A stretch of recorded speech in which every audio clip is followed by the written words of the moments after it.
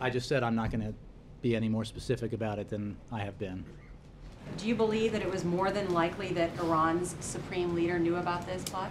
Again, Nora, I can't be more specific than I've been. So how do you expect to rally the world then to further isolate Iran if you're not willing to say what elements, other than the Quds force, was involved or knew about this assassination? Well, let's be clear that the IRGC and the Quds force is not some minor element of the Iranian government or military. Secondly, I think the fact that there was an attempted assassination of a protected diplomat it will be and is a matter of great concern to nations all around the world who have their diplomats positioned around the world. This is a flagrant violation of international law, and we don't believe that we're going to have any difficulty in persuading other nations to agree with us that this is quite a serious matter.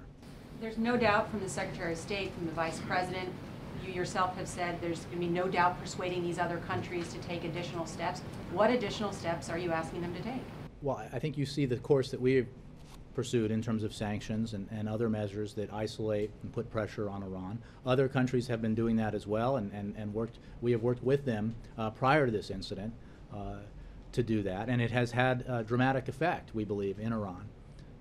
It has contributed to the further isolation of the Iranian regime and put pressure on them. And those are the kinds of actions that we're continuing to work on, both unilaterally and bilaterally and multilaterally.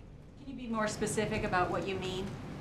Well, I think sanctions are pretty specific. We talked about, I just talked... multiple rounds of sanctions on Iran. Yeah, and they've had an effect, and we're going to intensify the pressure and continue to work with our allies and partners around the world to hold up and make clear Iranian behavior, and also make clear that you know, they have a choice to make in terms of getting right by the international community, and we've made clear what that would entail. But the Secretary of State said today we're going to hold them accountable. Mm-hmm. Sounds like you want to make the Iranians pay the price. What do you want done?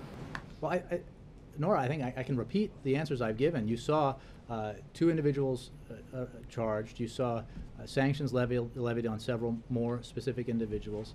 More action taken today against an airline that is related to this. And we will continue to take measures to put pressure on Iran. And as I've also said, we don't take anything off the table in these matters, but we're focused on this. And we know in the 2.5 years plus that we've been here that this approach has had an effect.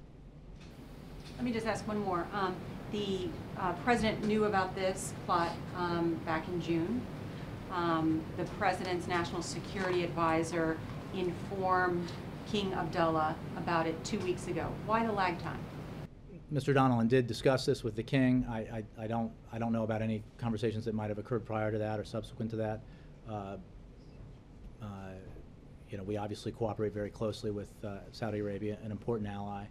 We appreciate the statements that the Saudis put out yesterday. You know, I just don't have anything more on that for you.